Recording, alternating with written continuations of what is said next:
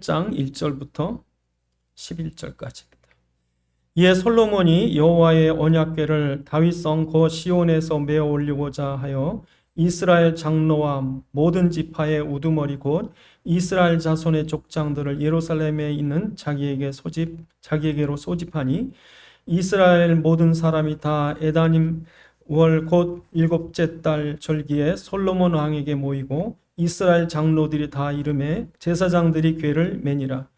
여호와의 궤와 회막과 회막 안에 모든 거룩한 기구들을 메어 올라가서 제사장과 레위 사람이 그것들을 메고 올라가매 솔로몬 왕과 그 앞에 모인 이스라엘 회중이 그와 함께 그 궤 앞에 있어 양과 서로 제사를 지냈으니 그 수가 많아 기록할 수도 없고 셀 수도 없었더라. 제사장들이 여호와의 언약궤를 그 처소로 메어 들었으니 그 성전의 내소인 지성소 그룹들의 날개 아래라. 그룹들이 그 궤 처소 위에 날개를 펴서 궤를 그 채를 덮었는데 채가 길므로 채 끝이 내소 앞 성소에서 보이나 밖에서는 보이지 아니하며 그 채는 오늘까지 그곳에 있으며 그 궤 안에는 두 돌판 외에 아무것도 없으니 이것은 이스라엘 자손이 애굽 땅에서 나온 후 여호와께서 저희와 언약을 맺으실 때에 모세가 호렙에서 그 안에 넣은 것이더라. 제사장이 성소에서 나올 때 구름이 여호와의 성전에 가득하며 제사장이 그 구름으로 말미암아 능히 서서 섬기지 못하였으니 이는 여호와의 영광이 여호와의 성전에 가득함이었더라. 아멘. 또 하시겠습니다. 어제 이 시간 주의 말씀이 성령의 감동으로 전달되게 하시고 주의 말씀 가운데 하나님의 계획과 소원과 뜻을 알 수 있도록 우리에게 지각 허락하시며 주의 말씀에 붙잡힌 바 되도록 축복해 주옵소서. 우리 주 예수 그리스도의 이름으로 기도드리옵나이다. 아멘. 다윗 왕이 처음 왕이 됐을 때 한 일이 언약궤를 옮기는 겁니다. 언약궤를 옮기는 것이 그 정도로 언약궤가 중요한 줄 알았고 또 솔로몬이 왕이 된 뒤에도 또 예루살렘에 하나님의 성전을 지어드린 것을 제일 먼저 했습니다. 이렇게 한 것은 이제 이 이스라엘을 통치하는 것은 자기들이 아니라는 거예요. 다윗도 자기가 왕이 아니라고 했고 늘 하나님이 나의 왕이라고 고백했고 솔로몬도 이 고백은 진짜 통치자는 내가 아니라는 거예요. 그래서 예루살렘 성전과 왕궁이 있는 왕궁 그 다윗성궁하고는요 높이 차이가 많이 나요. 그래서 지금도 가보면 이 성전산 그 좀 높은 데 있습니다. 그러니까 다윗성은 그 아래쪽에 있고 그래서 그 기온샘 옆에서 올려다 보면 이제 그 성전산은 좀 높은 데 있는 거죠. 그러니까 그 높은 데 하나님의 성전을 지어서 이스라엘을 이렇게 다스리고 계시는 그런 것을 솔로몬과 다윗은 알았던 거죠. 그래서 이렇게 솔로몬과 다윗이 성전을 제일 먼저 지을 때 이제 오늘 본문에 보니까 언약궤가 들어가요. 성전을 엄청나게 져도 중요한 건 그 핵심이 언약궤니까 언약궤 그 안에 들어갈 때 이제 그 언약궤 들어감과 함께 그 지성소 안에 언약궤가 들어가니까 하나님의 영광이 나타납니다. 근데 오늘 성경 본문에 보니까 구름 같은 그리고 캄캄한 이렇게 표현되어 있는데 이 위험이에요. 그러니까 우리가 말하는 이런 연기나 구름이 아니고 이런 캄캄함이 아니라 이 아무것도 없는 우리가 이렇게 이 세상에 창조된 거 안에는 이렇게 눈에 보이게 있고 공간이 있고 그러지만 이 우주에 나가기만 해도 깜깜합니다. 근데 아예 인간이 볼 수가 없는 거예요. 하나님의 존재. 그러니까 하나님의 존재를 우리가 뭐 우주 만물에 감싸고 계시는데 하나님 여기 계시지 여기 할 수 없죠. 그러나 하나님 그곳에 임하였을 때 그 위엄과 영광의 모습을 감히 우리 눈으로 이렇게 쳐다볼 수가 없는 거예요. 그러니까 오늘 본문에 보면 제사장이 벌벌 떨고 서 있지 못하더라. 그 모습은 무슨 모습입니까? 왕이 대관식을 하는 것. 솔로몬이 진짜 왕이 아니라 진정한 왕인 그분이 지금 지성소 안에 임하고 이스라엘 중에 오셨다. 그 왕 앞에 모든 제사장과 신하들과 그리고 솔로몬 왕은 벌벌 떠는 거예요. 이게 지도자입니다. 이 세상 지도자하고 우리가 비교해 볼 필요가 있어요. 오늘 본문에 있는 솔로몬 왕의 이 나라의 지도자와 지금 우리가 아는 일반적인 세계 지도자들과 비교를 해보면 내가 어떤 지도자가 돼야 되겠는가? 그 답이 나옵니다. 오늘 본문에 보면. 그래서 우리가 이런 지도자가 있으면 좋겠구나. 그러니까 이런 지도자가 꼭 그 국가 정치 지도자뿐 아니라 한 가정의 부모, 또 어떤 회사나 단체 장이나 또 이런 책임 맡은 사람들, 이런 사람들의 입장이 이렇게 돼야 돼요. 이렇게. 그래서 오늘 본문에도 보면 이제 몇 가지 우리가 살펴볼 필요가 있습니다. 우리가 지도자 자격이 있는가?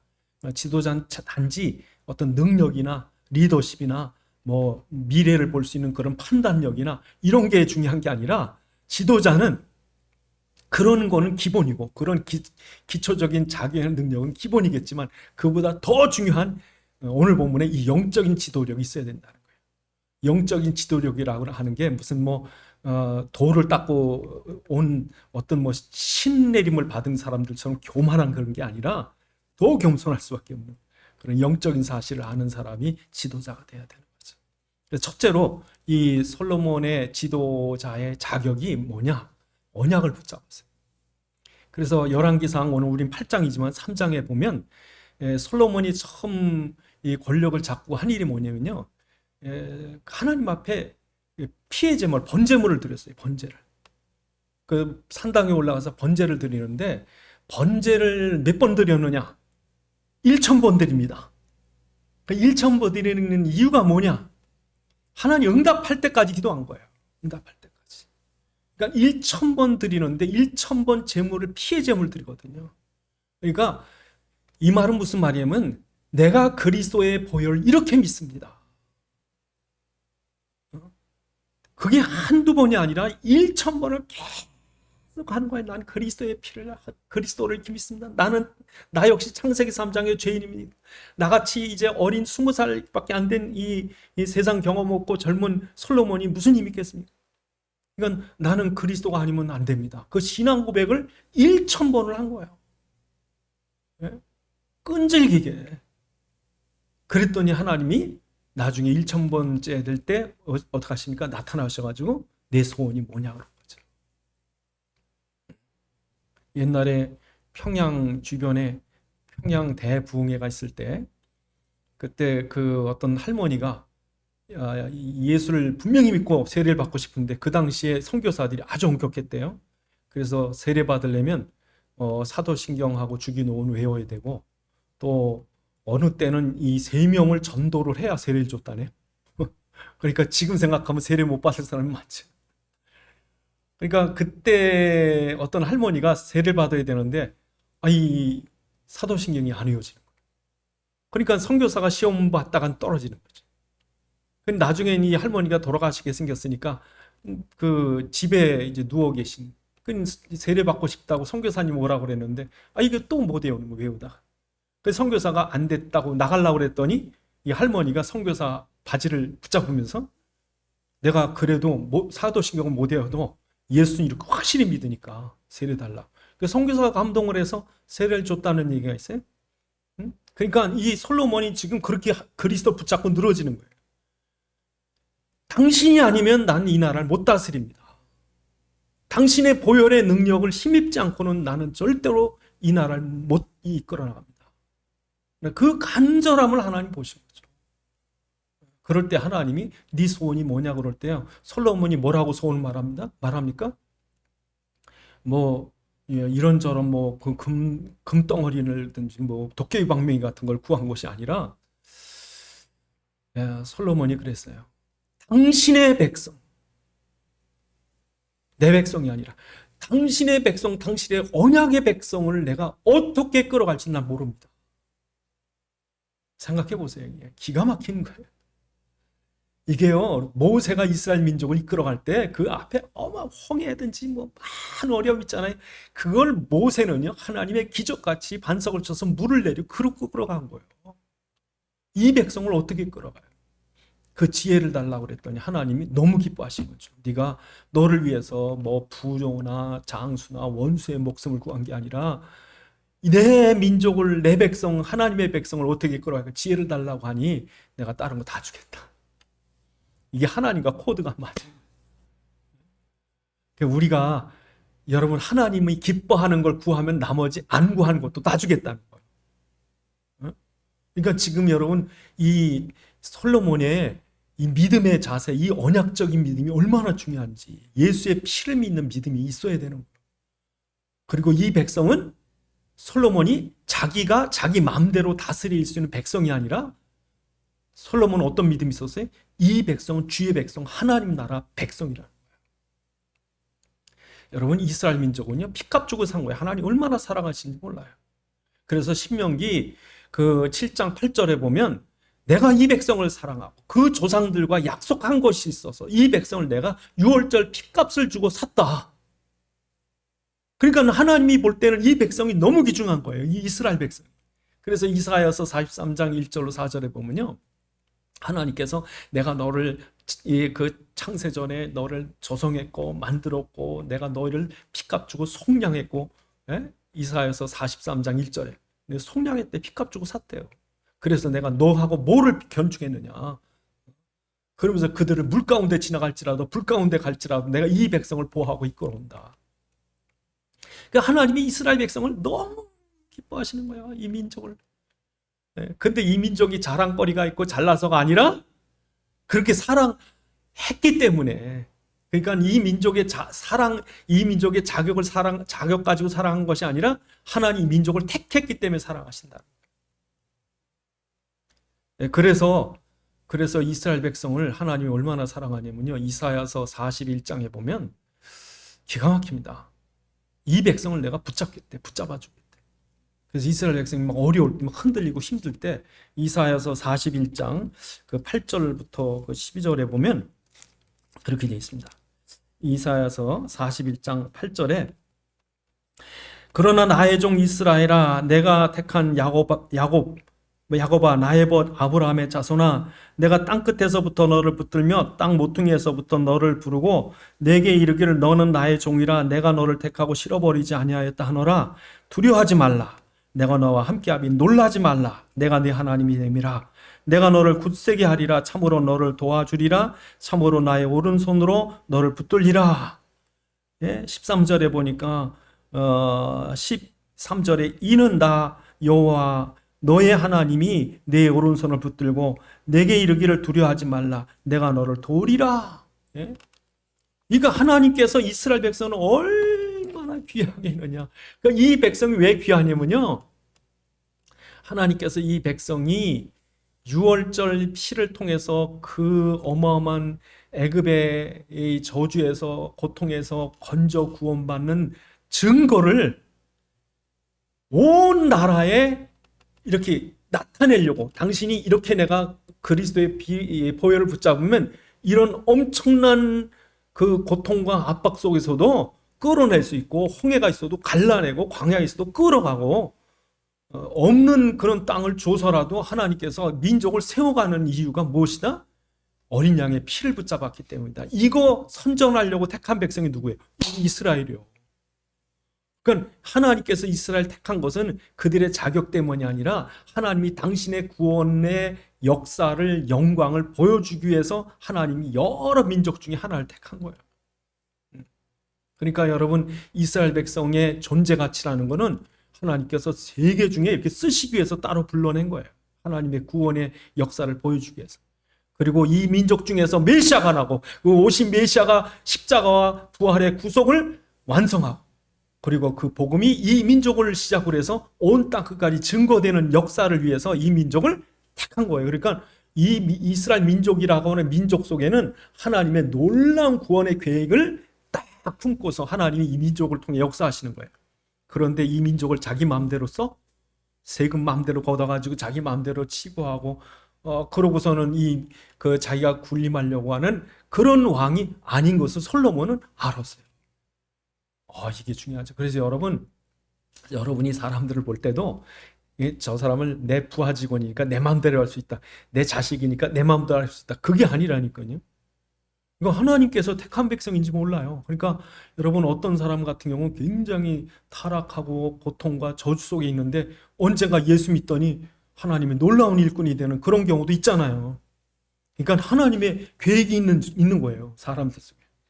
그러니까 우리가 솔로몬이 이스라엘 백성을 귀중히 여겼듯이 여러분도 사람들을 볼 때 어떻게 봐야 돼요? 이거 하나님 계획이 있다.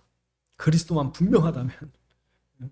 그러니까 예수가 분명한 사람들 속에 이 놀라운 일들 우리가 발견하셔야 돼요. 그러니까 교회를 우습게 보시면 안 돼. 교회는 그냥 그리스도의 몸이에요. 그러니까 그 교회 오는 사람 중에 뭐 꼬부랑 할머니든지 가난한 사람인지 뭐 심지어 범죄자가 올지라도 그리스도 고백하고 교회에 왔다. 이건 하나님의 백성들. 여러분, 세 번째로 이 솔로몬의 믿음이 중요한 게 뭐가 중요하냐면요. 첫째로 뭐였어요? 그 번제의 피, 언약의 피를 붙잡는 것. 두 번째로는요, 이스라엘 백성이 하나님의 계획을 품은 백성이라는 것. 세 번째로는 언약궤입니다. 여러분이 성전을 건축을 하고 언약궤를 모셔올 때 이제 하나님께서 영광으로 나타났죠. 언약궤가 뭔가? 여러분, 언약궤는 은혜의 표시예요. 하나님이. 내가 은혜로, 죄 때문에 너희는 다 죽어야 되지만 내가 은혜로 너희와 함께하고 너희를 만나주고 너희를 축복할 거다. 은혜로. 그게 언약궤예요. 그래서 십계명을 처음에 이스라엘 백성들 앞에 모세가 십계명을 들고 와서 십계명 갖고 왔더니 이스라엘 백성이 금송아지 섬기는 바람에 십계명 앞에 이스라엘 민족이 완전히 형벌받아서 3,000명이 죽어요. 그러니까 이 3,000명이 죽고 이스라엘 백성이 금송아지 섬길 때 그때 하나님께서 다 죽어라 하고 십계명을 내밀어서 심판해서 다 죽어야 되는데 모세에게 뭐라고 그래요? 언약궤를 만들어라. 그 시딤나무, 우리로 말하면 아카시아 같이 진짜 쓸모없는 나무, 볼품없는 그 나무를 만들어서 그 안에 십계명을 넣고 금으로다 금박을 싸서, 그리고 중요한 게 뭐냐? 언약궤 중요한 거는요, 언약궤 뚜껑이에요. 언약궤 뚜껑을 우리는 특별히 성경에서 뭐라고 부르냐면 이걸 속죄소 이렇게 부릅니다. 속죄소. 이 뚜껑이 뭐냐면 그 뚜껑이 1년에 한 번씩 대속죄일 날 피를 뿌려요. 그래서 뚜껑에 피를 뿌릴 때 이스라엘 모든 민족의 죄가 사함받는 거예요. 만약에 십계명을 이 하나님 그리스도의 육체를 나타내는 언약궤가 없이 십계명이라는 율법을 여러분 앞에 내보내면 여러분 날마다 죽어야 돼요. 날마다 벌 받아야 돼. 그러니까 십계명만 율법으로만 여러분을 판단하시면 우리는 죽을 수밖에 없는데 하나님 은혜로 이스라엘 백성을 위해서 언약궤 속에 감춰두시고, 그리고 예수가 그 몸으로 십자가에 못 박히심으로 대신 그 흘리시는 보혈로 우리가 죄사함 받고, 그것 뜻하는 게 뭐예요? 이게 언약궤예요. 이게. 그러니까 하나님께 죄사함 받는 길, 하나님을 만나는 길, 그 길을 하나님께서 주신 비밀이 뭐예요? 이게 언약궤라고. 이거 언약궤라는 게 얼마나 중요한 거예요. 그러니까 이게 이 죄인인 우리를 하나님 앞에 나갈 수 있도록, 하나님 은혜를 누리도록, 하나님의 축복을 얻도록 하는 통로가 바로 이 언약궤죠. 그러니까 이 솔로몬이 이걸 아는 거예요. 그리고 언약궤를 그래서 귀중히 여긴 거고, 그래서 다윗도 이 언약궤를 귀중히 여긴 거고. 그래서 이스라엘 백성이 이렇게 하나님 앞에 드려지는 성전 헌당식, 여기 하나님 임한 거예요. 왜? 다윗의 믿음이, 이스라엘 믿음이 언약의 믿음이었고 또 언약의 믿음이었기 때문에 하나님 임한 거죠. 여러분, 이게 뭡니까? 하나님의 통치죠. 그래서 이스라엘을 이끌어가는 다윗이나 솔로몬이 이스라엘 이끌어가는 비밀이 뭔가? 바로 참된 왕이신 하나님 앞에 무릎 꿇고 기도할 수 있는 거죠. 그래서 다윗 같은 경우는 이 어려운 일이 있을 때뿐 아니라 평상시에도 하나님께 달려나옵니다. 그러니까 다윗성에서 성전으로 뛰어 올라가는 거예요. 그러니까 아침 제사와 저녁 제사를 드렸다 그러니까 이건 아침 저녁으로 그리스도를 고백한 거죠. 그게 왕이에요. 나라를 다스리고 민족을 다스리는. 그래서 이런 솔로몬이 이렇게 성전에 언약궤를 집어넣고 하나님 임하실 때 그 앞에 하나님 앞에 무릎 꿇고 두 손을 들고 기도합니다. 그래서 오늘 그 기도하는 내용이 이제 아주 길게 나오는데 그 내용에서 우리가 볼 수 있는 게 뭐냐? 바로 이 이스라엘 민족의 통치의 방법이 나옵니다. 통치의. 이스라엘 통치의 방법이 솔로몬의 이 기도 속에 나옵니다. 첫째로, 정말 영적인 지도자는요, 이스라엘의 참된 지도자는, 우리 가정이나 직장이나 국가의 또 세계의 지도자는 자기 눈을 가지고 판단하는 것이 아니라 영적인 눈을 가지고 분별할 수 있는 영적인 지혜가 있어야 돼요. 그래서 첫 번째로, 이 세상의 모든 재앙과 저주와 고통이 왜 오느냐? 그 원인이 뭐예요? 그게 죄예요. 죄는 누가 갖다 줍니까? 사단입니다. 그러니까 사단이라고 하는 존재가 이 세상을, 또 특히 이스라엘 민족을, 하나님의 계획을 회방하기 위해서 이스라엘 민족을 망하게 하는 방법이 뭐냐면 죄예요. 그래서 나라에 죄가 가득 차게 되고, 그 죄로 인하여서 하나님의 진노가 임하고 형벌이 임하고, 그래서 이스라엘 민족을 망하게 하려고 누가 하는 거예요? 사단이 하는 거예요. 그러니까 여러분, 그 솔로몬이 이걸 알았다니까. 오늘 본문에 보면 그 기도 제목의 중요한 내용이 뭡니까? 이스라엘이 죄를 짓거든, 죄를 짓거든, 죄를 짓거든. 이 민족이 죄를 짓거든, 개인이 죄를 짓거든. 죄인이라는 걸 알았어요. 우리가 죄인이기 때문에, 창세기 3장에 원죄의 뿌리가 있기 때문에 사단은 우리를 넘어뜨리려면 얼마든지 넘어뜨립니다. 저는 죄를 안 짓겠다고 장담하는 사람도 못 봤지만 장담하고도 죄 짓는 사람 봤어요. 나는 저런 죄는 안 짓는다. 어떻게 사람이 저런 죄를 짓습니까? 그래놓고 지가 그 죄 짓더라고요. 그래서 좀 전에 누가 돈을 횡령을 해가지고 문제가 일어나는데, 거기에 이제 후임자로 왔어요. 그 사람이 첫 번째 설교가 뭡니다. 나는 어떻게 그런 일을 합니까? 근데 자기가 똑같은 죄로 넘어지더라고요. 그러니까 여러분, 우리는 사단을 못 이깁니다. 왜 못 이깁니까? 우리가 원래 사단의 종이었는데, 마귀 종이에요. 너희 아비 마귀. 그러니까 창세기 3장에 뿌리가 있는 우리는요, 사단이 넘어뜨리려면 얼마든지 넘어뜨려.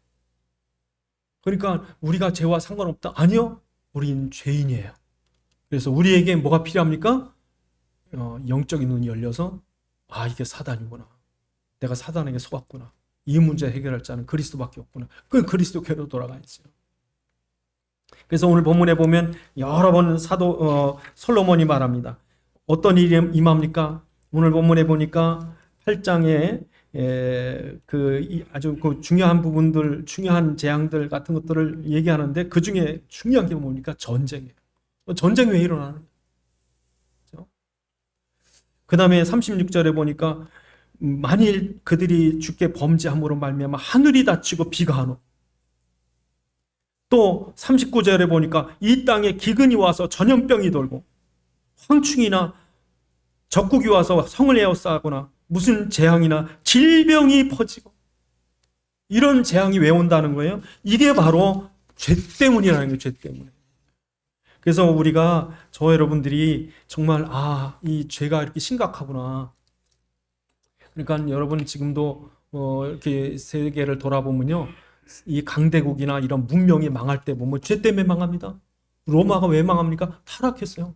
성적으로 얼마나 타락했나 몰라요. 요즘에 우리나라의 성적인 타락이 말도 못합니다. 이게 죄는요, 죄 얼이 쌓이는 거예요.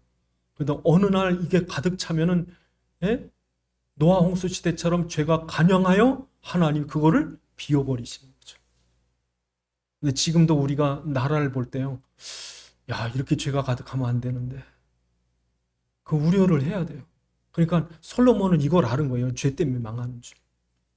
그러니까 우리나라도 여러분, 그 일제 시대만 해도요, 물론 그 전에도 그렇겠지만, 이 신의주, 평양 이 지역이요, 환락의 도시예요. 얼마나 돈이 흔한지. 서울보다 돈이 더 많아요.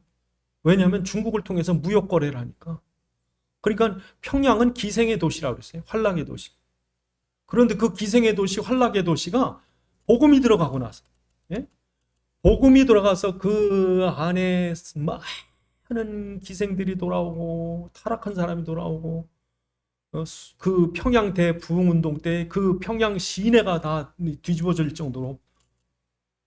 그래서 우리나라의 그 교회 중심이 서울이 아니라 평양이었습니다. 그러니까 평양을 살려야지 우리나라가 사니까 저 마산에서 심우하던 주기철 목사님을 그 평양의 장대현 교회 그 담임 목사로 보낸다고요? 왜? 나라 살리려고. 그러니까 평양이 그렇게 타락한 도시가 복음이 들어가면서 동방의 예루살렘이라고 그랬다고요? 그런데 여러분 1938년에 그 평양 총회, 장로교 총회에서 신사참배를 우상숭배가 아니라 국민의례라고 결의를 해요.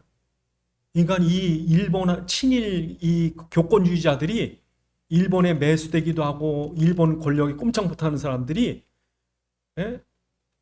그 총회 제29회 총회 때 신사참배를 가결하고 나서 어떻게 된 줄 아세요? 공산화된 거예요. 교회가 우상 숭배를 했다고요? 그러고 나서 평양이 공산당에 장악이 돼버리고 지금 같은 비극이 일어난 이유가 바로 죄 때문인 거죠. 그래서 여러분 우리가 지도자면 이 죄에 대한 두려움을 갖고 계시대. 죄로 망한. 두 번째로 그 죄를 해결하기 위해서 뭐 해야 됩니까? 저 사람이 죄 졌으니까 저 사람 잡아가두고 저 사람은 죽어야 되고, 그게 정치적인 지도자라면 이 복음적인 지도자는 어떤 사람이냐면요, 이게 마치 내 죄인 것처럼 기도하는 거예요. 그러니까 오늘 본문에 보면 솔로몬이 이 중보의 기도를 하나님께 드리는 거예요. 내가 지은 죄처럼. 그러니까 백성들의 죄는 저 백성은 나쁜 백성이니까 저 백성은 죽어야 되고 이 백성은 심판받아야 돼요. 그게 아니라 마치 내가 지은 죄처럼. 그게 바로 아브라함이 소돔과 고모라를 놓고 간절히 기도하고 또 모세가 이스라엘 백성을 놓고 간절히 기도하는 거죠.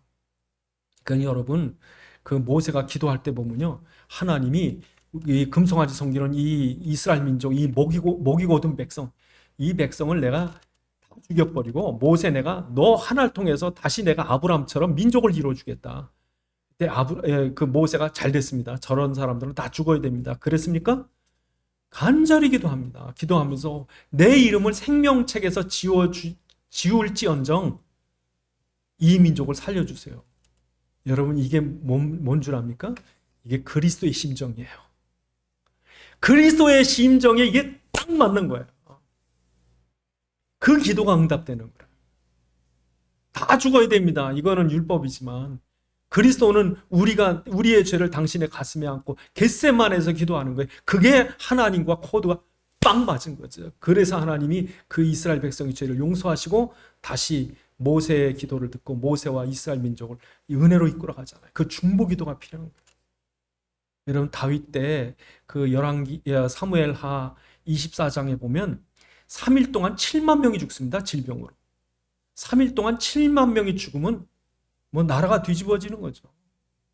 그런데 그때 그 사무엘하 24장 17절에 보면 다윗이 그런 기도를 합니다. 하나님 이 백성을 치지 마시고 나와 우리 아비의 집을 쳐주십시오.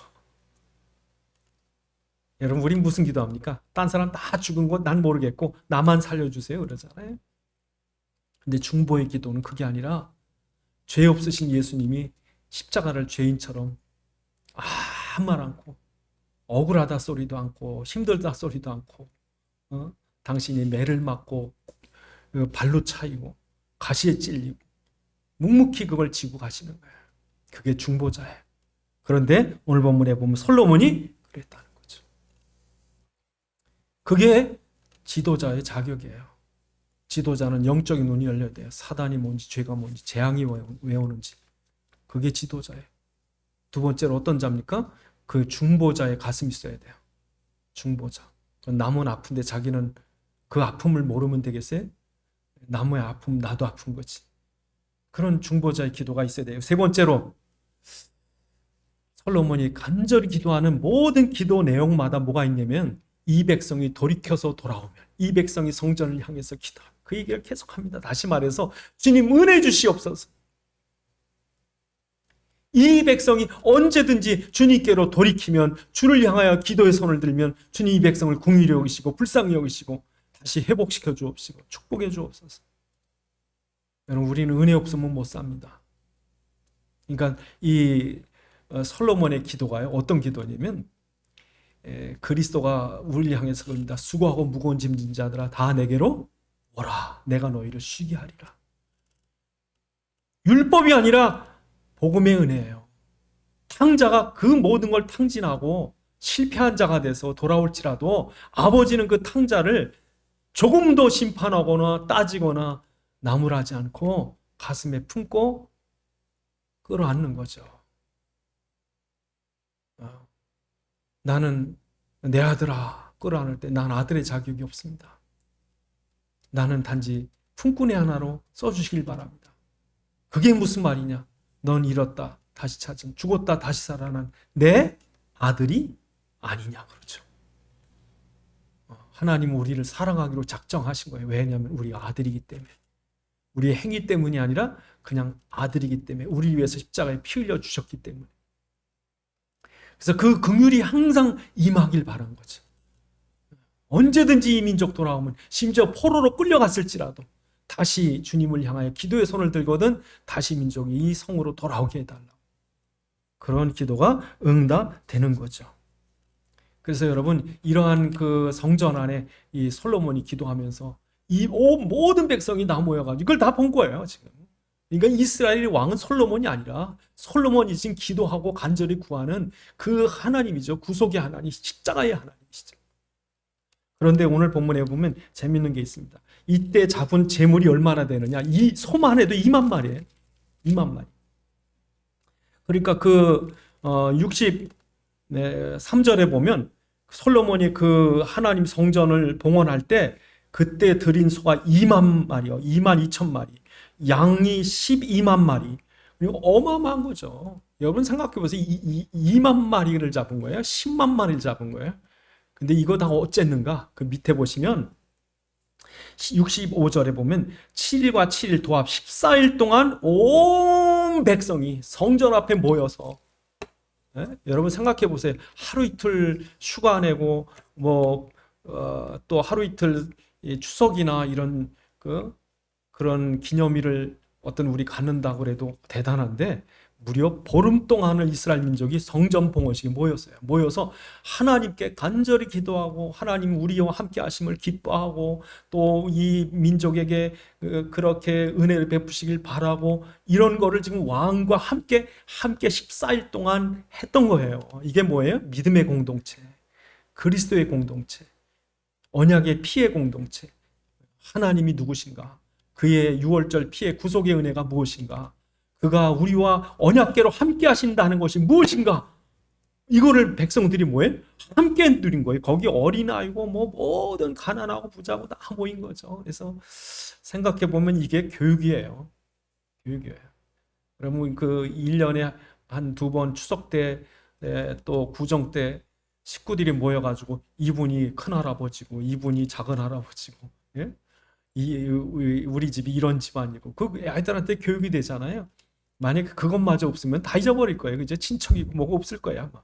근데 그렇게 날에 함께 모이는 게 중요한데, 바로 이 성전에 임하신 하나님, 보혈의 유월절 피의 그리스도의 십자가의 하나님, 그 은혜의 하나님, 이게 얼마나 중요한지 온 백성들 함께 한 거예요. 그러니까 어떤 집은요, 주일날 교회에 올라오면 부부가 꼭 싸운대. 그러니까 애들하고 차를 타고 오면서, 차 타고 오면 그 남편과 아내가 서로 마음이 안 맞아가지고 그냥 오늘은 교회에서 제발 뭐 좀 하지 말고 성경은 준비 꼭 안 해가지고 내가 성경을 챙기느니 이래가지고 부부가 싸우니까 애들이 나중에요, 교회 나가는 게 짜증이 나는 거예요. 그러니까 한 아이가 나중에 차 안에 소리 지르래. 이러려면 교회 가지 마 그러더래. 아이가.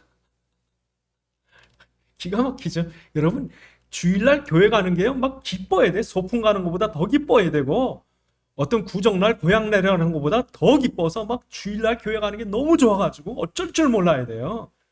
그게 뭐예요? 믿음의 공동체. 그러니까 이스라엘 민족이 14일 동안 일했다니까. 14일 동안 잔치를 한 거예요. 잔치를. 그러니까 오늘날도 여러분, 우리한테 그리스도가 계시다. 이 나라 중에 그리스도가 계시다. 이 감격이 우리에게 있어야 된다. 그 감격을 아이들이 또 보고서, 야, 우리 부모가 또 우리 교회가 이렇게 그리스도가 이 나라 중에 있는 거 놓고 이렇게 기뻐하시는구나. 요즘에 기상이변이라든지 어떤 자연재해가 일어날 때 보면요, 무슨 지도를 그렸듯이 이렇게 지나가고 이렇게 합니다. 그러니까 이전까지 지구상에 있었던 많은 재앙이 우연한 게 아니에요. 가난한 나라가 왜 가난한가? 자연재해 때문에 망하는 나라 왜 망하는가? 잘 보셔야 돼요. 그러니까 이게 하나님을 기뻐해야 된다니까. 그리스도가 있어야 된다니까. 그래서 오늘날 누가 솔로몬 같은 믿음을 가져야 되느냐? 저와 여러분들이.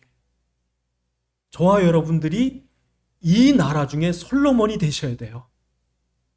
그래서 여러분 속에 그리스도의 언약이, 그리스도의 복음이 확실해야 돼요. 십자가 확실해야 돼요.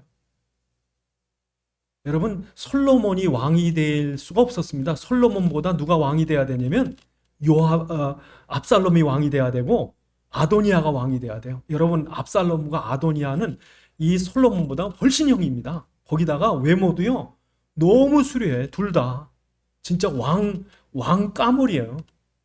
그런데 하나님은 나이 많은 압살롬이나 아도니아를 다 제꼈다고. 그리고 어린 솔로몬이란 말 뜻이 하나님 사랑하는 자예요.